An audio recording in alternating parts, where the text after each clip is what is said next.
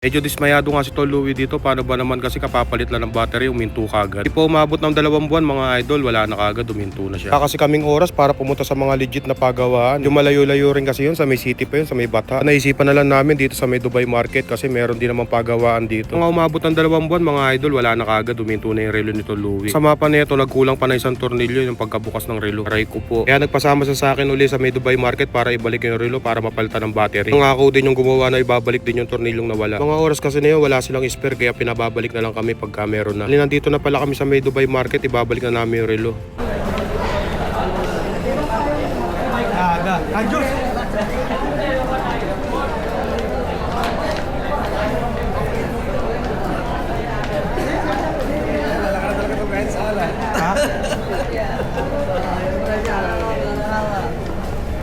Kanjus.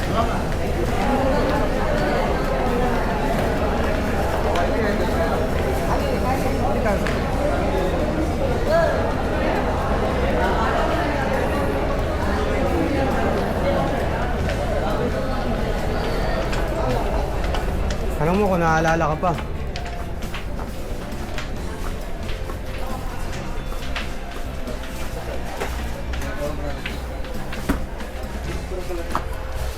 Kabigay nga namin na relo, pinababalik na lang kami after 15 minutes mga idol. Kaya sa mga oras na to, habang nag-aantay kami, umorder muna si Tol Louie ng chai, magtsatsaa muna kami.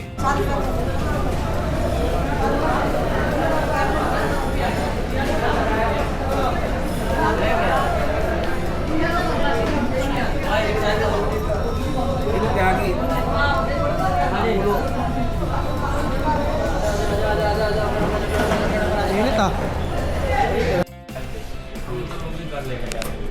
All good? How long this one? How long? Sorry. Maybe 1 month. 1 year battery. Sure, huh?